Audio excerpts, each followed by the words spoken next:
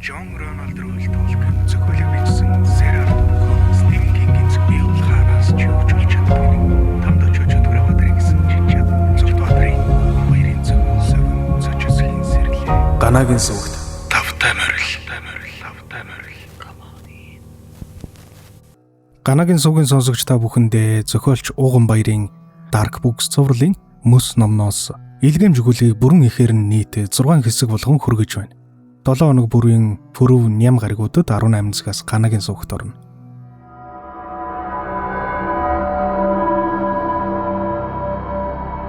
Зүртбаатарын Ууган Баярын зохиол илгэмж.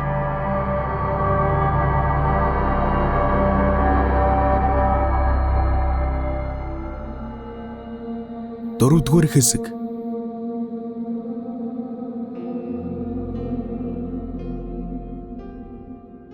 Манус санаа алдан холгож байснаа ээжийнхээ өрөөнд явж орлоо. Бодоод бахны ээжийнхээ унддаг энэ өрөөнд манус нэг ороод байдаггүй ээж. Магадгүй ээж нь ийшээ орохоор ихэнхдээ хаалга хаачдаг байсан болохоор манус нэг тийм оржуулахгүй хаалттай орон зай гэсэн ойлголт өгдөг байсан ч байж мэдэнэ. Манус ээжийнхээ орон дээр хэвтэж дэрийг нь үнэрлэв. Ээжийнх нь танил дотн үнэр. Ээжээ та шавцсан бэ? Нар жаргачээ.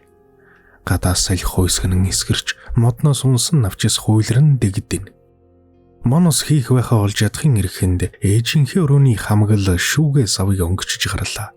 Урд нь ингэж ухаж төнхөх нь байдгүй гарч хурж байгаагүй шахам шүүгээ сав. Магадгүй эндээс өнгөрсний тухай ямар нэгэн зүйл олдох юм билүү гэсэн бодол төрлөө. Тэгээд эцэстээ үнэхээр л оллоо. Хананд тулгаастай байдаг хувцасны том шүүгээний хамгийн дээд талын нүд. Шүүгээг нээхийн тулд Манус сандал дээр гიშгэж байж цоройсон. Тэр нь ч үрдөнгөөгч тэндээс хуучны цаасан хайрцаг гаргаж ирсэн. Яг л өнөөх өөрт нэрээд байдаг илгэмжиг санагдуулам жижигхэн дөрвөлжин хайрцаг. Манус хайрцгийг нэмэгцээ хамгийн түрүүнд зургийн цомог олж харсан билээ. Гэрт нь ийм зургийн цомог байдгаа гэдгийг Манус үнэндээ л мэдэхгүй. Магадгүй энэ зургийн цомгийг байдаг эсхийг ээж нь ч гэсэн мартаж өргсөн бизээ. Манус өөрийгөө битүүхэндээ догдолж бууга анзаарч байлаа. Магадгүй энэ зургийн цомог дотроос аавынхаа зургийг олж харах юм билүү гэсэн бодол толгойд нь эргэлдэнэ. Манус аавынхаа тухай бараг л юу ч мэдэхгүй. Аав ээжийнх нь үерхэл, хайр дурлал, хамтын амьдрал ямар байсан талаар тоомтой ойлголт байхгүй. Ердөө л ээжийнхээ ганц нэгэн удаа ярьсан ярианаас л өөрийнхөө төрсөн тухайн үеийн амьдралыг багасгах төсөөлдөг юм. Ээжийнх нь ярьснаар бол аав ээж нь хойно ангаахын чиглэлээр сурч байхдаа танилцж гэр бүл болохоор шийдсэн гэдэг юм. Тухайн үеийн тэр шийдвэрийг ээжийнх нь гэрийнхэн эсэргүүцсэн. Ээж нь өөрийнхөө зүтгэж аав ээж хамаатнуудаас бүр мөсөн холбоогоо тасалсан. Дараа нь ээж нь жирэмсэн болсон, Манусыг хэвлийдээ тээсэн гэсэн үг. Тэгээд өөрийг нь төрөөд 3 жил орчим болсны дараа аав нь хаашаа ч юм яваад эргэж ирсэнгүй. Өөрийнхөө энэ хорвоо төрсөн цаг мөч аав гэх хүний тухай Манусын мэддэг бүх юм ерөнхийдөө ингээл болж байна. Нөхөр нь яваад өгөхөд ээж их гомдсон байх. Тэгээд л өөрт нь аавынхын тухай яриаггүй, бүр нэрийг нь ч хэлж байгаагүй хэрэг биз. Манусын мэдэж байгаагаар бол ээж нь тэр үед нилээд хүнд хэцүү цаг мөчийг туулсан. Ээж нь нэг удаа Манусыг баг байхдаа хүнд өвчин тусаж чухмал үхэхтэрээ тулсан тухай хэлж байсан. Ээж нь тэр тухайга ярьж байхдаа бүр нулимс унгаж байсансан. Энэ тухай эргэж санахыг хүсдэггүй гэдэл. Ямартай ч тэр үед Манус чадварлаг орос эмч нарын хүчээр өгчхөлгүй үлдэж чадсан гэдэг юм. Манус орон дээр суугаад үлэн тоосон дарагдаж элэгдэж хуучрсан зургийн цомгийг эргүүллээ. Зургийн цомгийн эхний нүүрэнд ээжийнх нь хаз жаргалтай нэмсгэлсэн жирэмсэн байх үеийн гэрэл зураг байна. Өнөө маргаашгүй төрчгнүү гэлтэй жигтэйхэн том зүдийсэн гэдсэн дээрээ 2 гараа инхрийлэх мэт тавьжээ. Дараагийн хуудсан дээр яалтчгүй гэр бүлийн зураг байхч талыг нь хайчлаад авчихж. Дөнгөж л өнгөрч яваа болов гэмээр Манусыг ээж нь тэрчгсэн суух бөгөөд хажууд нь хамт авахулсан байх учиртай хэн нэгэн хүний зураг алга.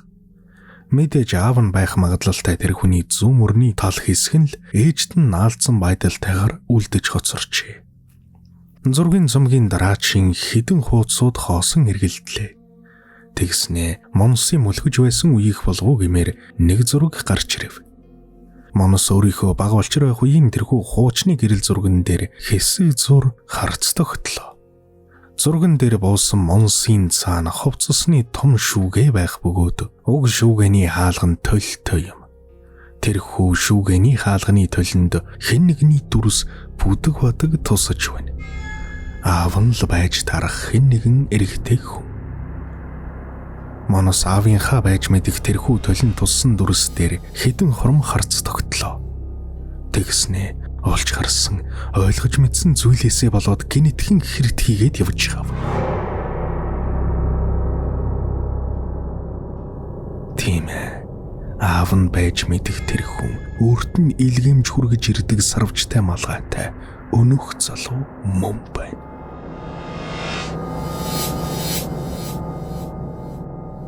Монос зургнаас харцаа салгаж чадсангүй нилээд хэдэн минутыг өнгөрөөлөө. Сокс гэсэн бичгтээ сарвчтай малгайтай залуу ир. Хэдий зураг тийм тод томрон биш ч гэлээ зурган дээр их тэрээр инээмсэглэн байгааг илхэн харж болох үе цаажээ. Энэ хүнийг жохом хэн болохыг Монос нарийн сайн хэлж мэдэхгүйч яалтчгүй өөртөө нилээд ойрын хамааралтай нэгэн байх ёстой гэдэгт итгэлтэй байлаа. Үүнийг хэлж чадах цорын ганц хүн бол ээж нь. Гэхдээ тэр одоо алга. Монос юмыг яаж мэдхэв гэсэн үүднээс ээжийнхээ утас руу залгаж үзсэн ч холбогдож чадсангүй. Монос одоо сууж буй энэ өрөөндөө унтахаар шийдээд ээжийнхээ хүнжлийг дэлгэн урд заслаа. Тэгээд утасныхаа хонхыг чанга дээр нь тохируулан дэрнийхээ хажууд тавив. Магадгүй ээж нь утасны сүлжээтэй газар очиод өөрлөн залгавал дуудлагыг нь алдаж болохгүй хэмээн бодсон хэрэг. Тэгээд орны хажуугийн жижиг шүүгэн дээрх гэрлийг асаагаад дахиад л өнөөх олж авсан гэрэл зураг руугаа ширтлээ. Хэдэн өдөр өөрийг нь дарамтлан хаалгыг нь тогшиж, элдв янзын илгээмж үлдээсэн залуу яг ийм малгайтай байсан гэдгийг Монос сайн мэдэж байлаа. Энэ зурган дээрх хүн тэр илгээмж авчирдаг залуу хоёр үнэхээр л нэг хүн юм биш байгаа гэсэн бодол санаанаас нь гарч өгсөнгүй. Сарвчтай малгайтай үл таних хүнийг шөнө хонх дарахт нь Монос шагавчраа харсан. Монос тэр үеийнхээ ой санамжийг нэгднэгэнгүй санах гэж хичээнэ. Тэгэхэд бодох тусмал яг л энэ зурган дээр хүн мөн байсан мэт санагдана. Гэхдээ тийм гэж бодоход энд нэг зөрчил үүсээд байгааг Монос харж байлаа. Хэдий адилхан гэдгийг нь үгүйсэх аргагүй ч энд 20 орчим жилийн зааг байхад байна. Гарт нугаа энэ зураг бол 20 жилийн өмнөх зураг гэдэг нь илт. Зурган дээр байгаа өөрийнх нь дүр төрх дөнгөжл 2 настай болов гэмээр. Одоо бол Монос 22 настай. Гэтэл Сокс гэсэн сарвчтай малгайтай энэ ирэх юм энэ 20 жилийн хугацаанд огтхон ч өөрчлөгдөөгүй байх боломжгүй шүү дээ. Биеийн ерөнхий дүр төрх бас тэр өмссөн малгайны хүртэл яг хэвээрээ байна гэж юу ах вэ дээ. Монос өөрийн эрэхгүй жих үзлээ. Өөрийг нь хүрээлэн байгаа ойлгомжгүй зүйлс, айдас хүйдэс, асуултын тэмдгүүд хэтэрхий олон болж. Яаж ч утсан энэ бүхний учрыг тайлж чадах хүн ганцхан л байна. Ээж нь. Монос гар утас руугаа харлаа. Сэхэний тасагт ухаангүй хэвтэж байгаа өвч түн шиг л тагчиг. Шүлсээ зэлгэв. Шилний хагархай залгичгүй гэлтээд зураад өнгөрлөө. Монос хоолон өвдөлтөндөө зовирлон нүд анж, өөрт нь хань болох хэн нэгнийг явуулж өгөхийг бурхнаас хичээнгүйлэн хүслээ. Хэдэн өдөр нойргүй шахам явсан болохоор хамаг бие нь үнэндээ л туйлдэн ядарчээ. Монос нүд анснасаа хойш 1 минут ч хүрэлгүй хугацаанд нойрондоо дийлдэн нам унтлаа.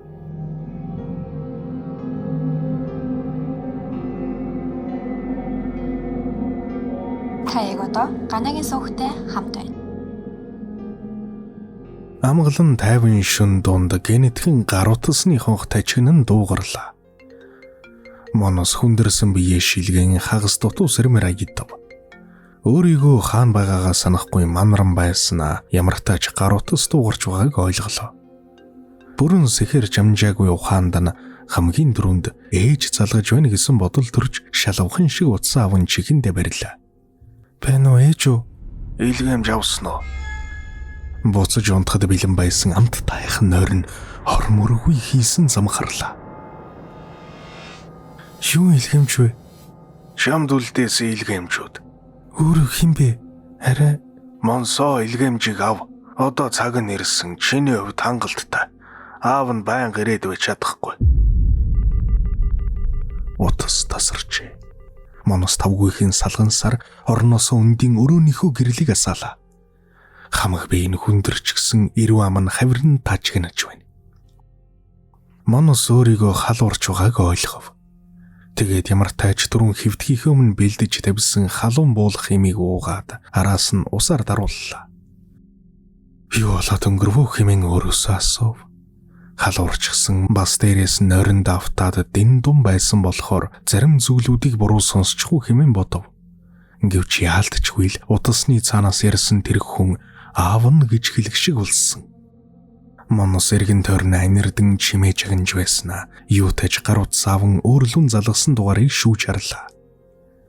Гэвч хэдэн минутын өмнө өөрт нь дуудлага ирсэн бүртгэл алга.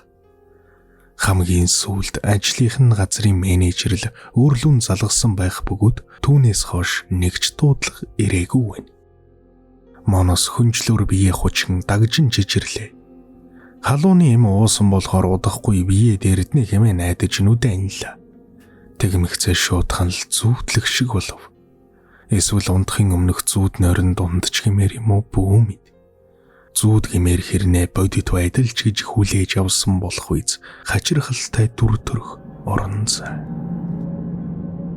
Монос ямар нэгэн их хүчний нөлөөнд давтан жирэгцээр толны өмнө ирлээ. Толинд өөрийгөө харав. Гэвч таньсангүй. Яагаад өөрийнх нь гэж хэлж болох үз зарим нэг шинж тэмдэг байгаач 100% өөрөө биш байх шиг. Монос тойл руу хэсэг зур ширтэн байснаа урагш харлаа. Тэрээр толинд бүр тулж ирсэн ч зогссонгүй. Уламар бүр дотгошоо нэвтрээд орчихав. Толин доторх эсрэг ертөн сажээ. Өөрийгөө мэдрэх гэж баруун гараа өргөхч яг үнэндээ зүүн гар нь хөдлөнө. Бүх зүйл хий хоосон өргөж өөрийгөө ч мэдрэхгүй байх шиг. Монос өөрийнхөө байгаа эсхийг мэдрэх гэж аргаа ядахтаа өөрийнхөө нэрийг бичиж үзв. Тэгэд түүнийг уншиж үзсэн ч яаж ч хичээсэн араасаа уншигтаа тулсангүй. Соном. Монос биш, соном.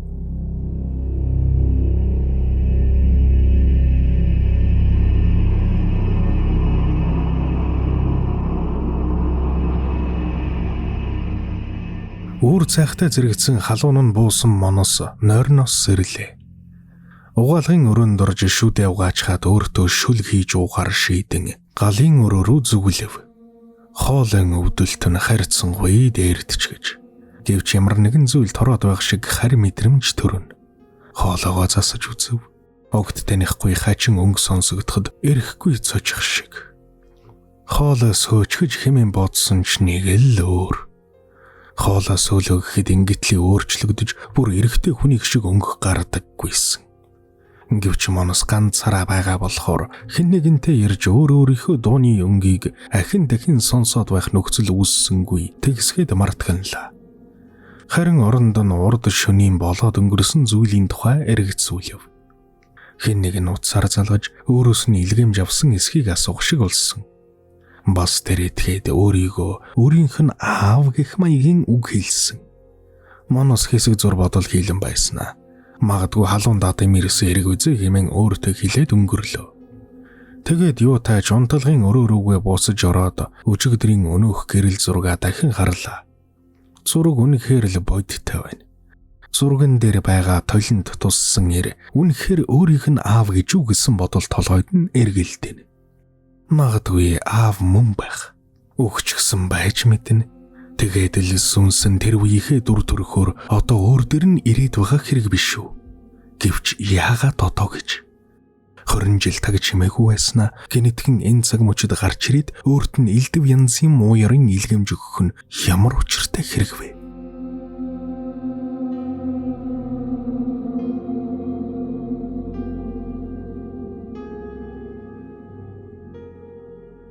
өгүүллэгийн дараагийн хэсгээс.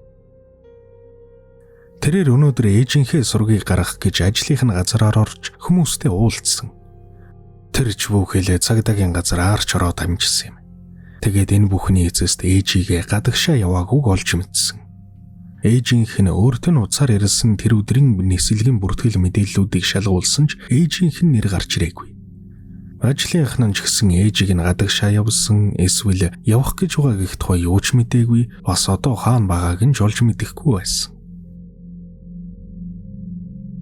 Зохиолч Цогтбаатарын Ууган баярын Илгээмж өгүүллэгийн дараагийн хэсгийг 8 дугаар сарын 27-ны пүрэв гарагт Ганагийн сувгаас хүлээн авч сонсорой. Миний оруулж буй бичлэгүүдийг цаг алдалгүй, алгасалгүй үзхийг хүсвэл subscribe дарж, хажууд нь байгаа хонхыг дарж идэвхжүүлээрэй.